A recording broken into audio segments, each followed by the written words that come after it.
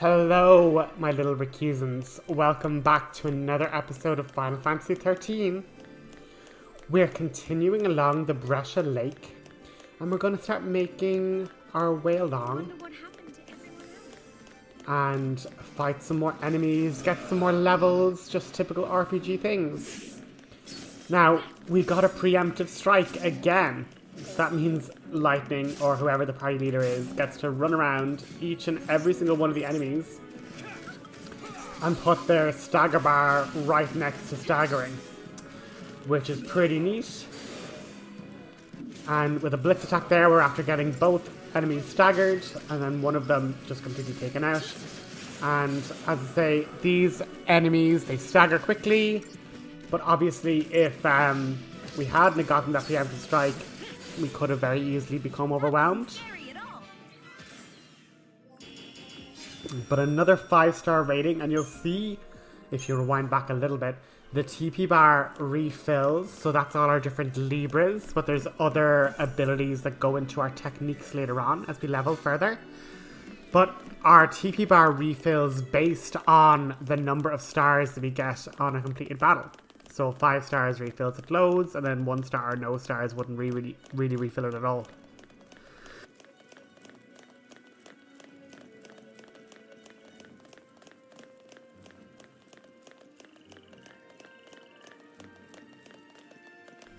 We have Seath 1 minute, Frogs the next. I'm not quite sure how they survived the entire re-terraforming of their entire natural habitat, but I mean, good for them.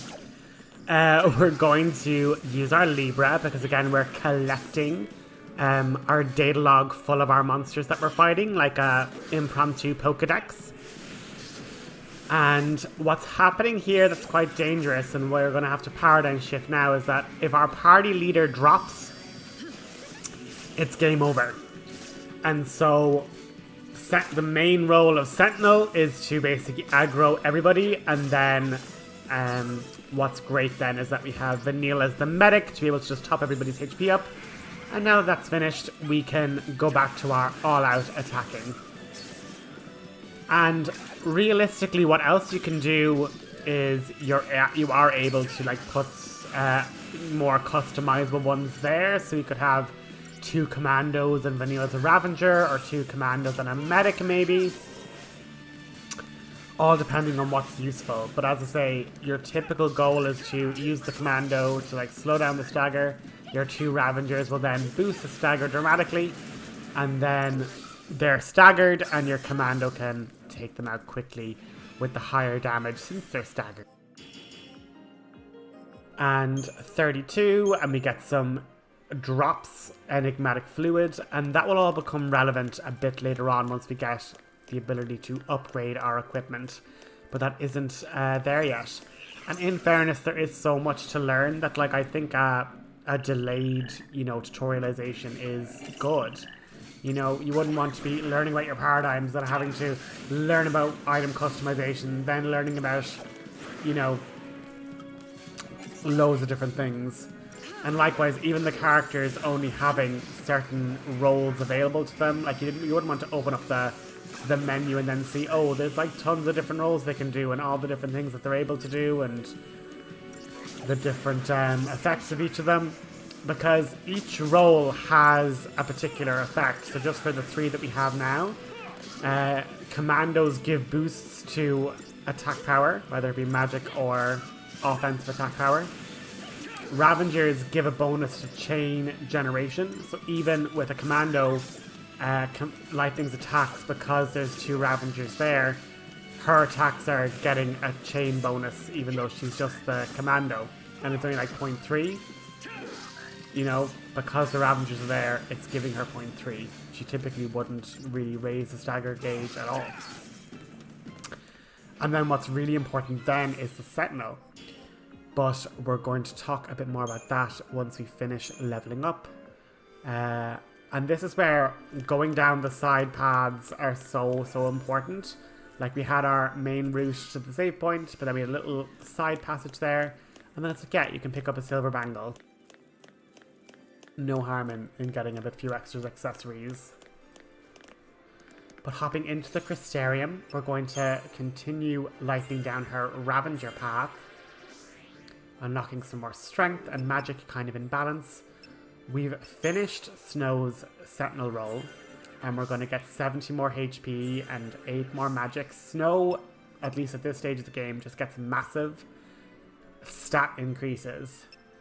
But as you can probably tell from the name of this episode, he's not going to be staying for very long. So that's why his stat increases are dramatically much more than his other counterparts who are only getting like +4 or +2 in strength, things like that.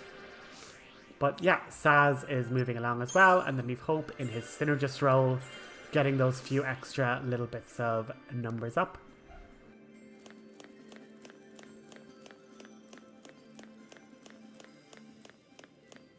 Moving along to the save point, we're going to just make a quick save and continue on. But the Sentinel role, they actually give a passive bonus to defenses to all the other party members. But we're going to get some introductions, so get everyone's full names. Weird, isn't it? All the messed up ways to meet. I might as well make introductions. I'm Snow Villiers. Short stuff? Hope Estime. What about her? Bodum Security Regiment. She goes by Lightning. Last name's Farron. First, anybody's guess. Vanille. Zaz, Catherine. Good to meet you.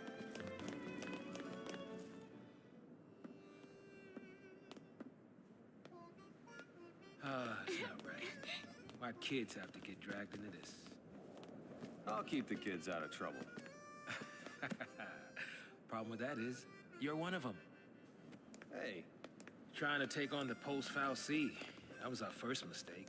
We should have left it to the Sanctum. Why not? I mean, we've counted on the Sanctum's fiancée for food, water, everything we've needed since the time we were born. but you still helped us do it. Why is that?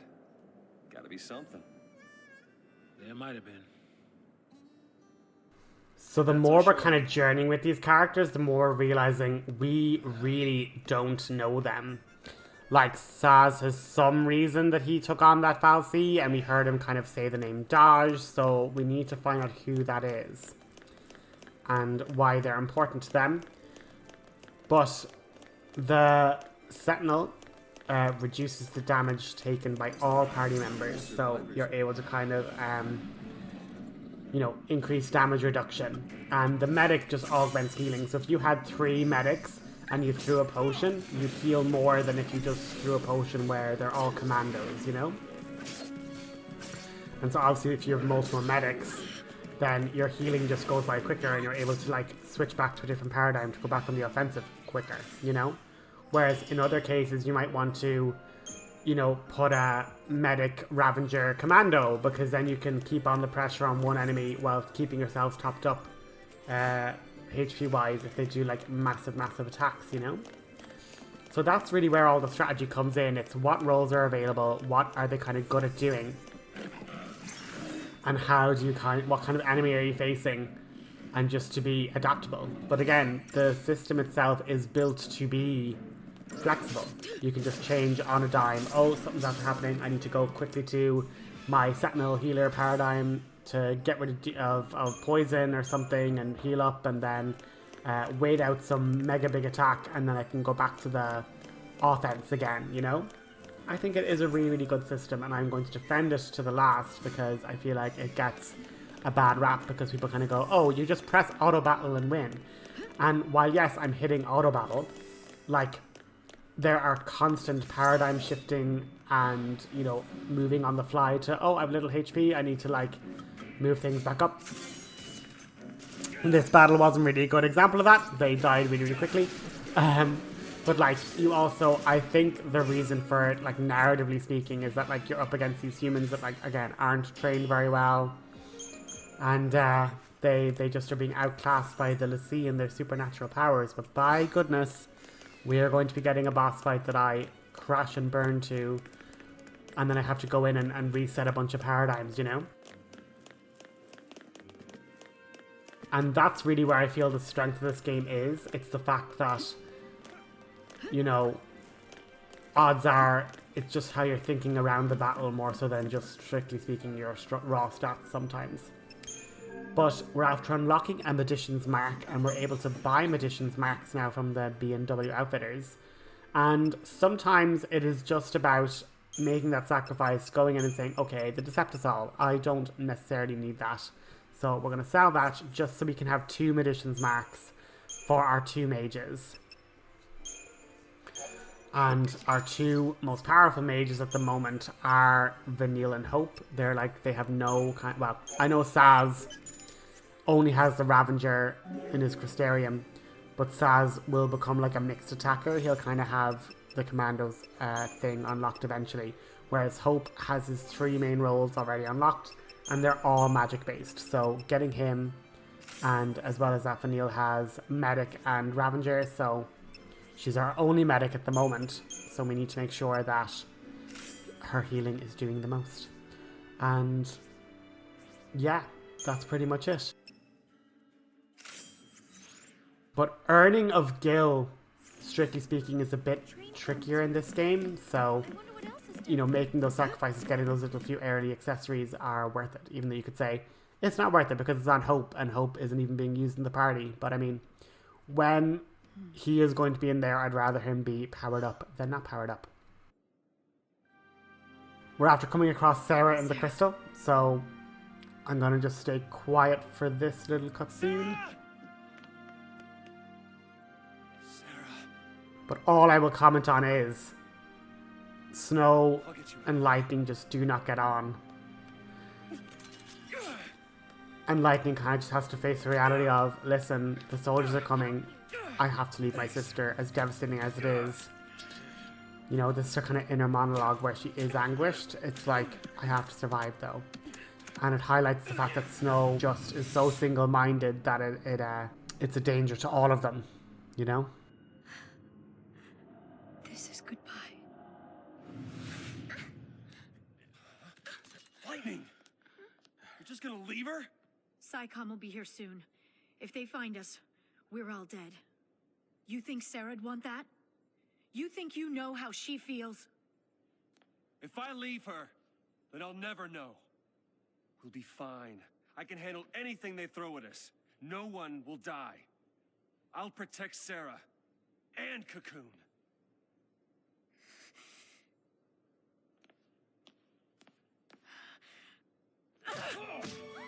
Does she look protected to you? I can save her! What can you possibly do? Whatever it takes!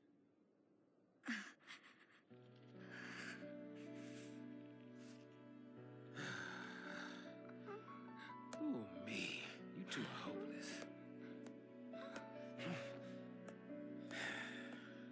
You just can't admit it.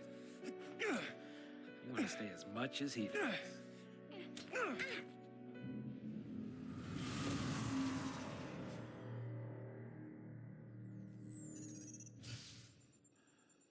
Huh? Whoa, whoa. No, no! No, no, no, not now!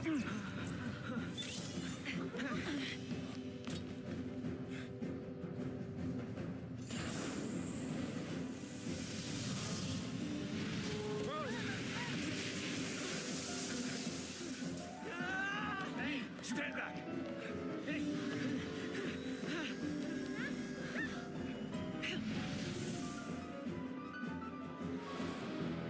But hopping into the battle with our paradigm system, it's literally just highlighting the fact that we really need to work on staggering things, but also, you know, keeping our defenses up. So a quick swap to the Delta attack. Because of Sentinel, we have higher defenses. We're going to keep the Sentinel on. Vanille's going to heal us up. And then we're going to use Libra as well. So when we're into our Ravager form, we're going to stay pretty safe and secure. But like that, with Sentinel, we had a little bit of extra defense, and you know, Snow was being targeted by that crystal rain and the lasers, so it just is important to manage that and make sure that our party leader isn't taking unnecessary damage. But as you can see, when we put 3 Ravengers together, the stagger bar absolutely skyrocketed. And now we're able to hop over, draw in some aggro again. Snow can get healed up because he's taking in the aggro.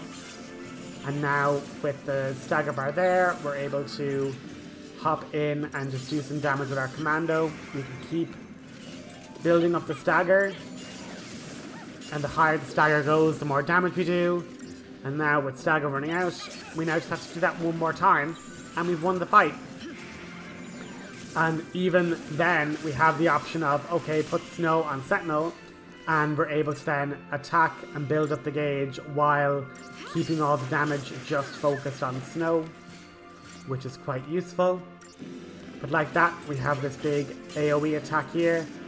And because we're in Sentinel, our Vanille and Lightning aren't taking as much damage as they could have. We then hop over and then make sure that Vanille can medicate us up. Crystal Rain coming again, so again, we're taking less damage. And you can actually see Lightning and Vanille having that little protect particle effect. And that protection is literally because we're in the paradigm with the Sentinel. And so the other characters are just taking less damage just because of that. And now back over to Relentless Assault. We're all just going to attack away and eventually take out the enemy. 5 stars. But I have no shame in saying I did actually fail one of those combats. And it was just because I didn't have enough diversity in what I could do with the Sentinel. It was just Commando and Healer, whereas we needed Commando, Ravager, Sentinel. You're leaving? But I'll stay quiet for this cutscene. It's pretty major, because this is where we leave Snow.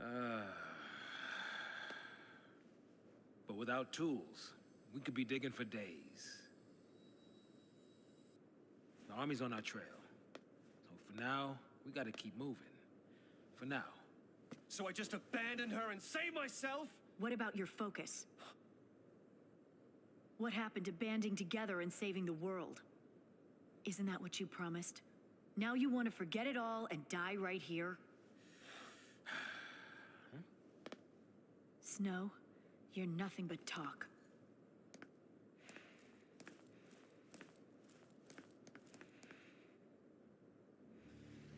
Lightning! I'll do whatever it takes. I'll finish this focus and keep Serah safe. That's my promise. Great job so far.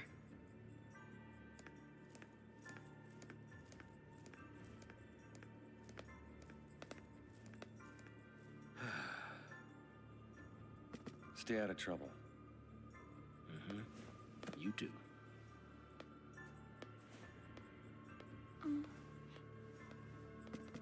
Get going. But Later. Okay.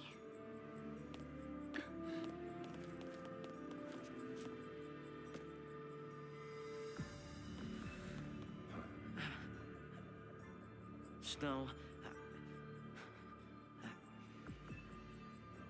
Save it for next time, kiddo. You'll get left behind. But It's okay, Hope. Light'll take care of you. We'll meet again. yeah, count on it.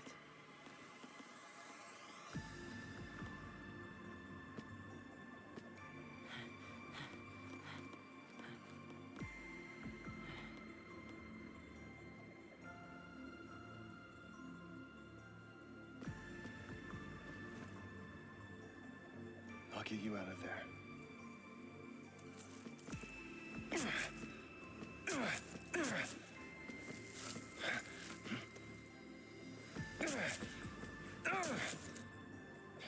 Count on it.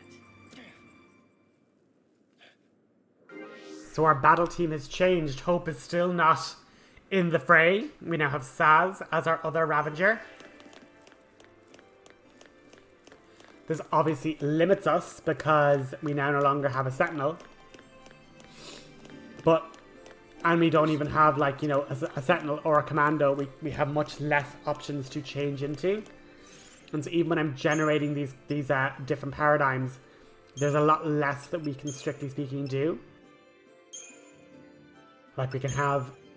I have to say, diversity is just a really kind of handy one. And try disaster, again, is a handy one. And I suppose just to mention, because you'll see here Commando level 1, Ravager level 1, you know, they're levels. But the abilities can, or the roles rather, in the Crystarium can level up, which means they're bonuses. So like the Ravager's chain building bonus increases as it levels up. The Medic's augmented healing increases as it levels up. The Synergist gives a longer duration to buffs, and that becomes more lengthy as the role itself levels up. Now I kind of moved to Flame Strike there because as much as it's useful to basically be able to have him do physical attacks, because so long as he's doing physical attacks he's using his guns to do the Flame Strike, which means you're getting 2 fire hits instead of just the 1 from the fire attack. So all is well. We're going to just run forward into this battle here with the frogs and just keep on going. But our party is now dropped to a party of 4.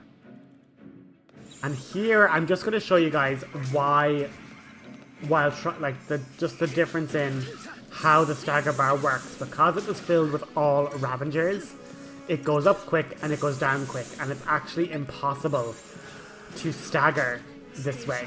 Whereas if I just get 1 or 2 hits with the Ravager, it goes much slower to the point where the creature can actually be staggered. And it's the stabilization effect of the commando that makes it useful, you know? And it lets us get to stagger. Now the only other option is to do your Tri Disaster, and if you had the 3 Ravengers all going, they would stagger the enemy, but it would just drop all the more quickly, you know? And that's where I didn't really equip the Doctor's Code, but the Doctor's Code increases the potency of your potions. They heal like 350 as opposed to 200 or 150, whatever the case may be. And I think what's really important there is to just emphasize the fact that potions are actually super useful. They don't use the ATB bar. They don't cost anything. They're not expensive. You get them fairly plentiful, and they heal the entire party. So even if you are in the midst of an all-out assault and you're getting a bit low, instead of changing paradigm, you could literally just be like, right, I'm gonna just drop a potion, and like 350 HP, that's basically everyone back up to full. A medic would have to cast Cure on 3 different people 3 different times, you know, so that's just the difference. But here we have a diversion. It's like, do we go down this way or down this way? And if you look with the camera angle, there's treasure chests down the little side tube. So it's just important to take the time to go, okay, if there's a side path, you know, if there's 2 side paths, just go down the other one that doesn't seem to be going forward. There's more than likely treasure there. But Vanille's line, she's just crazy. It's like, you know, poor Saz is freaking out. And Vanille's like, just close your eyes. It's only scary if you look down, so just don't look. And you're like, oh my god, girl. You're insane. Insane. But now we have some new weapons for Saz. So at this point, I think Hope's the only one that hasn't gotten... Hope and Vanilla are the only ones that haven't gotten new weapons. Lightning got a new weapon. Snow got a new weapon earlier on. And now Saz is the second weapon, so... You know, it is good to take the side paths, because otherwise you'd have to be buying those weapons, or you could miss out on stuff, or have to spend thousands of gil that you don't have, because we don't get gil very plentifully in this game at the moment. There are definitely item drops that you then sell, but other than that...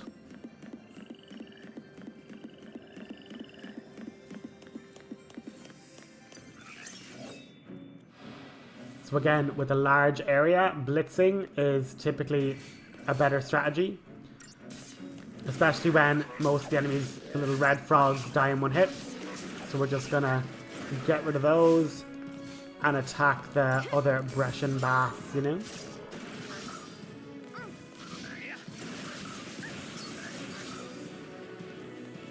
And this is where, just even in that little moment, Lightning executing her attack that little bit earlier while they were staggered stopped the enemy in its tracks and actually didn't get to hit Saz, you know?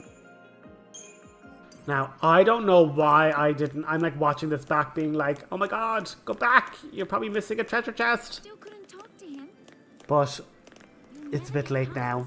Hopefully I didn't miss anything and it was just another fight. Won't change anything.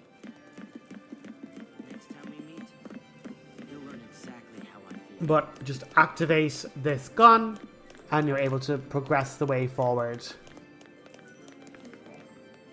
Looks operational. But in causing the avalanche, we've now given ourselves a massive battle with all these little frogs. So let's just hop up the little area to the side here and fight this battle because it's in front of a treasure chest. So why not?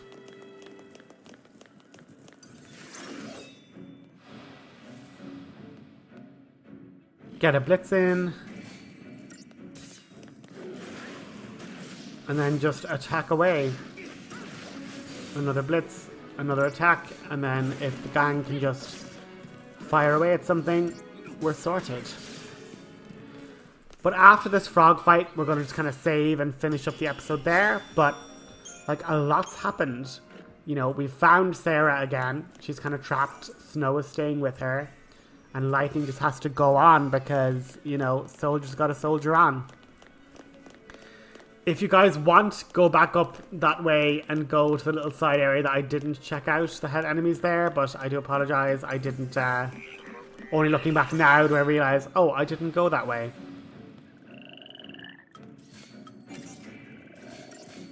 But it's even interesting how the enemies are even laid out. The fact that the Brescians were the little red guys that die in one hit, they were all in the front lines, so quick blitzes kind of got rid of them, and now we have the situation where we just have to work down the other ones. But diversity here with a Commando, Ravager and Medic isn't exactly a bad paradigm, it just isn't the quickest it could be, but it's one of the safest, you know? But again, here's where I'm showing, look, even with like 2 Ravagers, and even if you're trying to like keep it up with executing early, you're not able to make it work. But 3 Ravagers, and because of the general boost each one of the Ravagers are giving to chain bonus, and the fact that they're all attacking with high chain gain, with 3 Ravagers we're able to stagger each of these enemies. And I mean, while they're staggered, you might as well just chuck your spells at them and game over.